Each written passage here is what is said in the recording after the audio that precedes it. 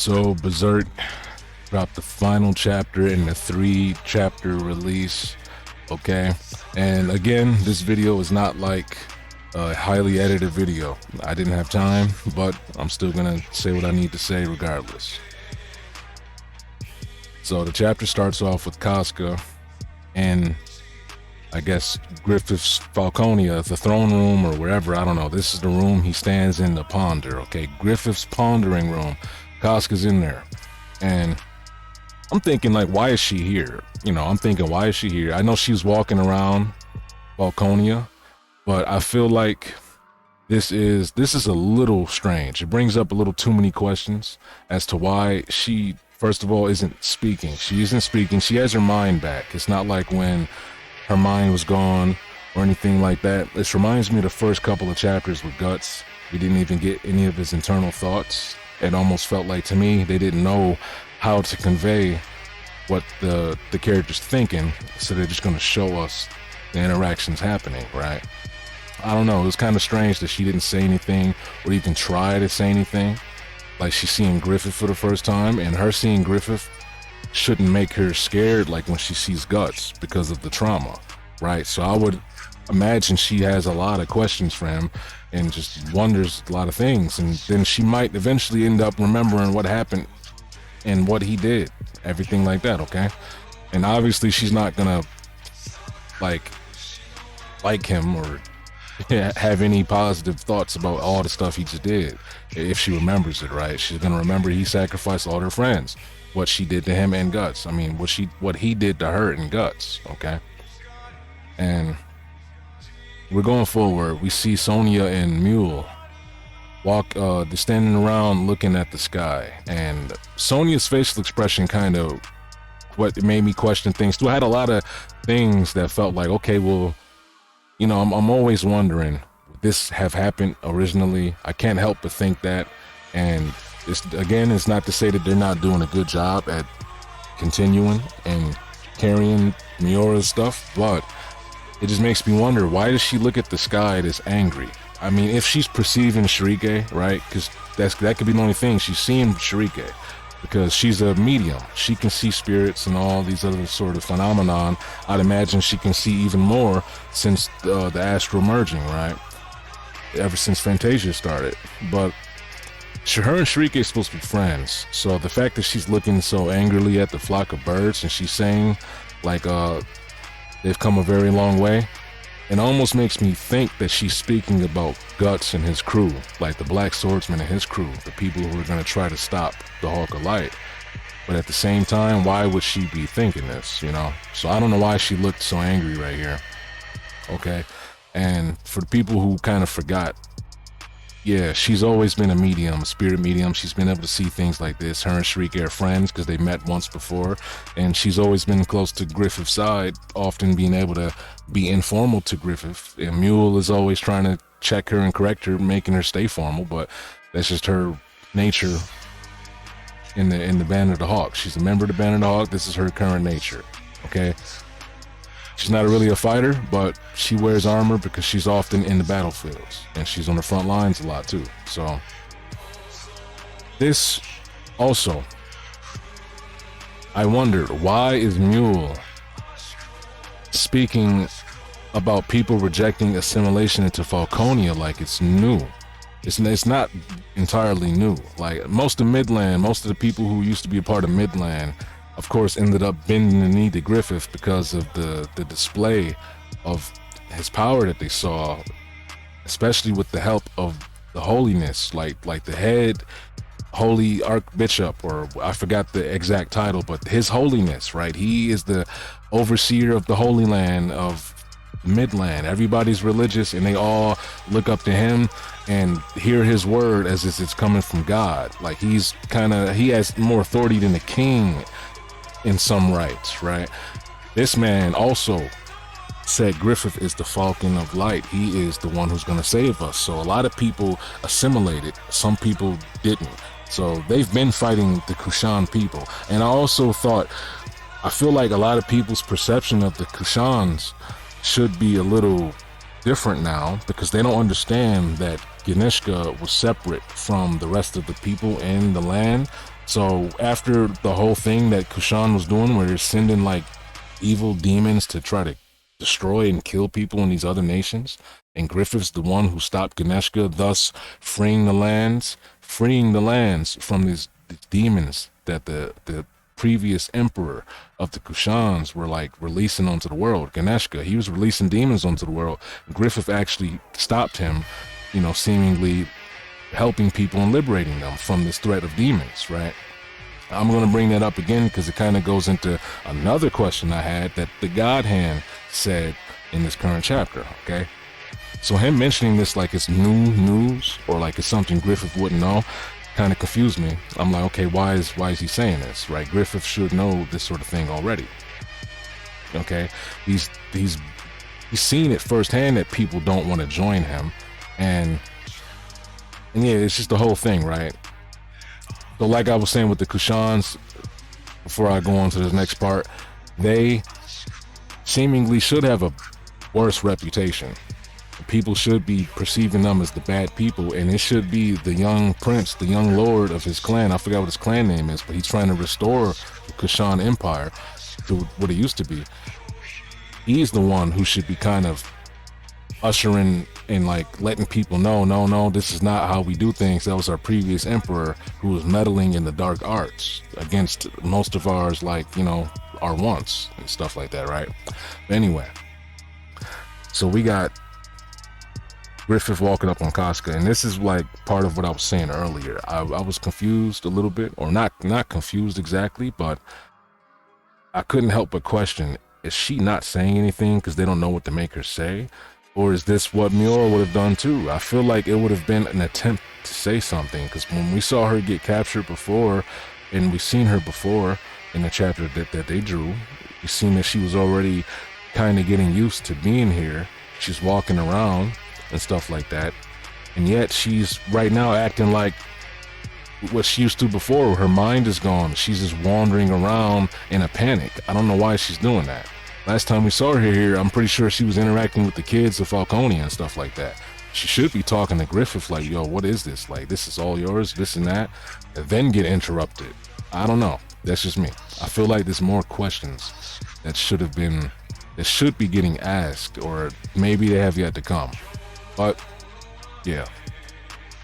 And then we have the God Hand's manifestation in Griffith's kingdom. And to summarize what they're saying, we have individual members speaking. Slan, Void, I forgot the other guy's name, the little weird guy, but they're all speaking, right? All four of the ones that we see, they're speaking, and they all said something each. We thought we'd come to see what you're up to.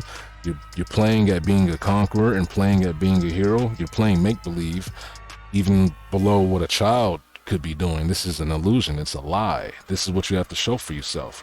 Some whimsy vision of trying to be a king and all this and all that, right?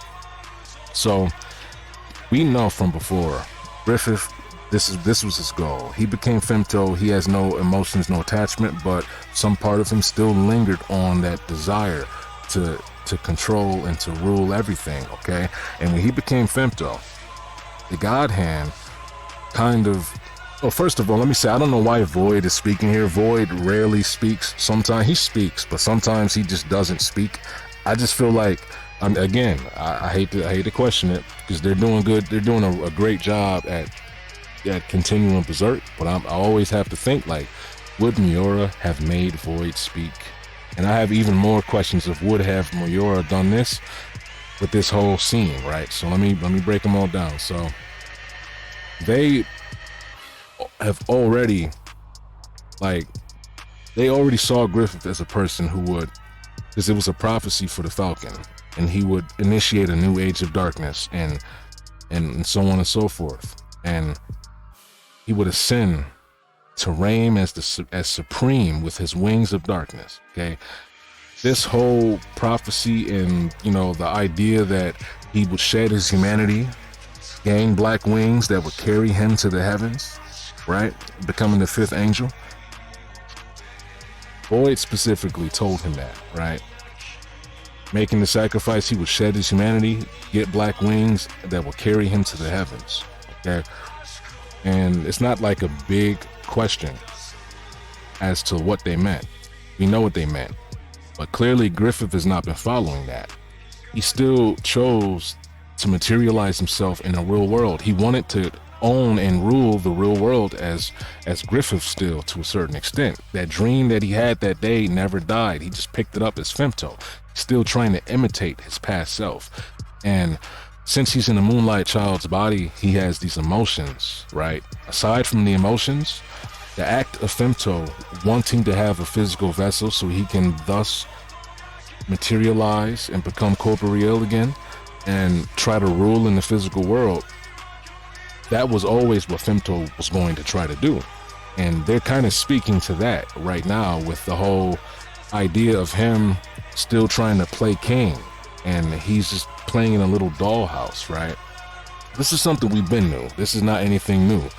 Now, I have questions as to why the God Hand are now all of a sudden saying this to him when they've kind of been new and should have been able to already perceive that Griffith has been down here doing this. I'm pretty. They were all there the day he was reborn in the physical world, and yeah, Griffith's main goal, technically, I guess, he should be Femto in the real world, spreading darkness, but he's still playing the role of Griffith.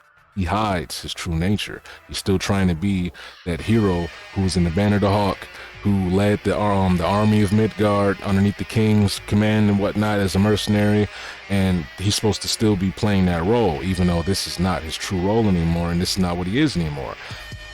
Now, I did have questions, right? Because I feel like this chapter kind of skipped a question or answer to a question we should be having right now, and that the answer is, and the question is, since the Fantasia, since the merging of the worlds, we've seen the God Hand, an image of them from Miura, and it hasn't been touched on since, but we've seen Miura kind of convey to us in panels. The God Hand now can somewhat physically exist in the physical world because of the Fantasia that happened. We've seen them in their like pseudo of I guess vessels, I mean, the pseudo vessels, or I guess their temporary physical manifestation forms. We've seen them gathering. Okay, we've seen that happening. We've seen it. But now they are kind of appearing to Griffith from what seems like, I guess, from the astral world, right? They're kind of, they're still materializing and manifesting in front of him in some way, shape, or form without the need of the egg or the whole ritual. So I guess maybe that's still tied in with this because they're in front of him right now. They materialized.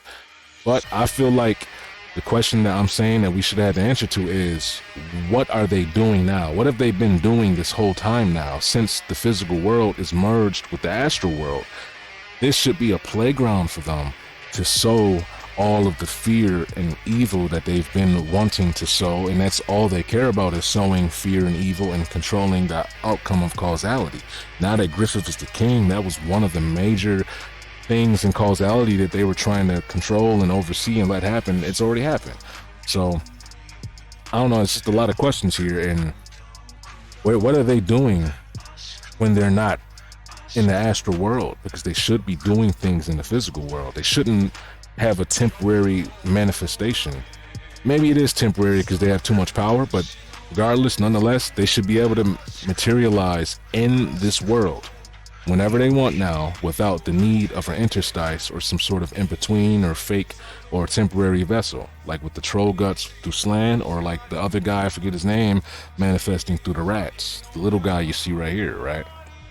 So yeah, I had that question too, like why it feels like they're kind of skipping that answer. I feel like they would have been like, is Griffith is he going to get vessels for them? I would assume they don't need vessels anymore. They can kind of appear in this world like Griffith has through the Griffith body, right?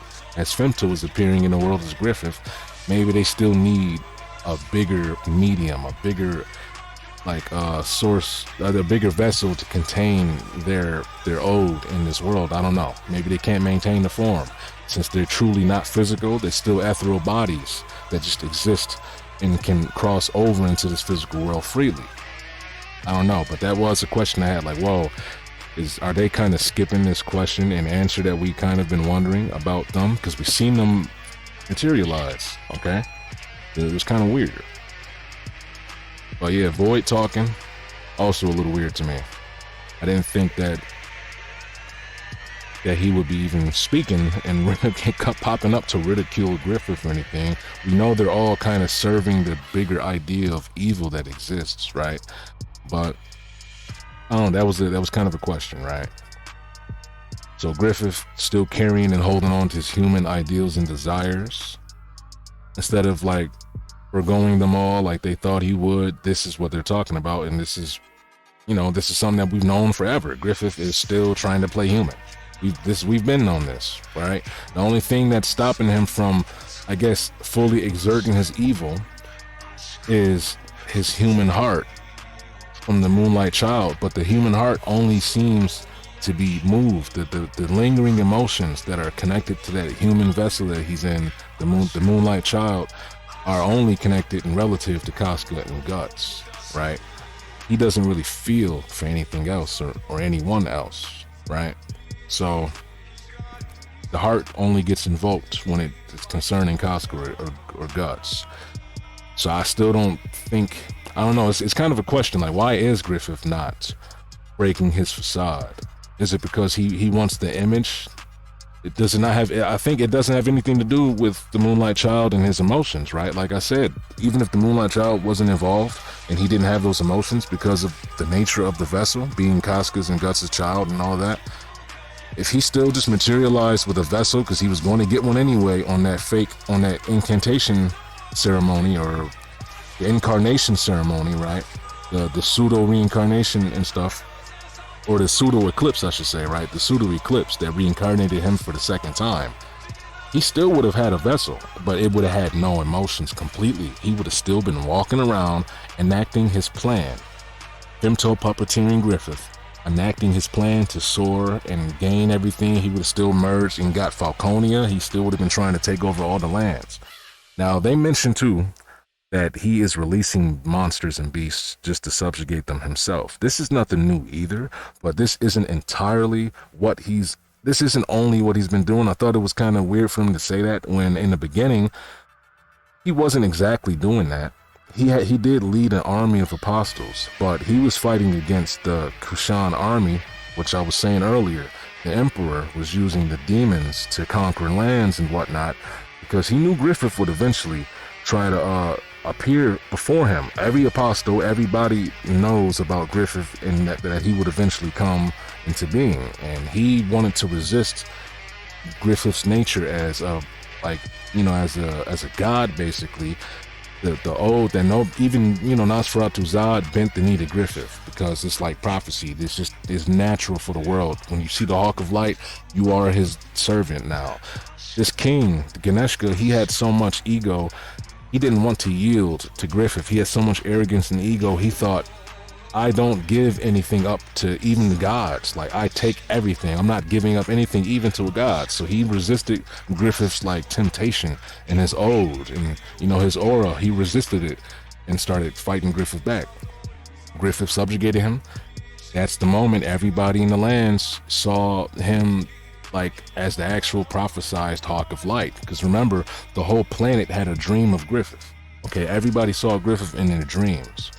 The light, the Hawk of Light that flies through the clouds of darkness, rendering them, leaving nothing but light behind. No more darkness. He splits the clouds. He splits the darkness. So it's not exactly weird that they're saying that he's releasing the monsters, but I just wanted to, kind of say that that's not all he's been doing.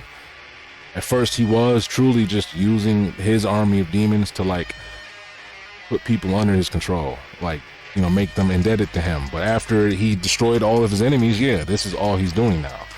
So it's not a complaint, but I did want to make that clear because I've seen a lot of people questioning and wondering this, they were just questioning this whole sentence right here that he's unleashing demons to defeat them himself. They kind of a lot of people reacted to it like it was new information. Okay, so I just wanted to put that out there. It's not new. He wasn't doing it the entire time, but he definitely started doing it. And yeah, this goes further into why they're kind of like looking at him in disgust. Like, you're not even trying to be femto and just taking stuff. You're still playing around, restricting yourself to these human constraints. You know, you built yourself a cold prison. You're not even truly free right now. You're just playing human. You're not exerting and expressing all of your evil like they wanted him to do in the beginning when he was born in the first place, releasing his inner darkness. But he's still trying to do good. Not that he wants to do good or he cares about doing good, but it's the means to an end for him. I'm going to save people's lives. I'm going to, you know, free them from their pain so they can look at me as this God, even if I am secretly sending the demons to them, right? So it doesn't matter. And then actually at the same time, in some instances, he's not directly sending demons, right? They're just a byproduct of the world being under Fantasia. And like, yeah, that was him that did it, right? And it's most likely a part of his bigger goal. That's why he put the world in this current state anyway. But he's not directly always releasing them like Ganishka was. Ganishka was directly releasing the demons, okay? He's just killing them because he's the reason they're there, okay? But anyway, I don't want to make this one too long. It's already 20 minutes, and I don't think I even need to edit this. I'm going to stop the video here, and if I have anything else to add, put it in the comment section. Okay, or I'll just make another video by then, because I don't know when the next chapters of Berserk are coming out. But this is the end of the video for me. I'll see you around.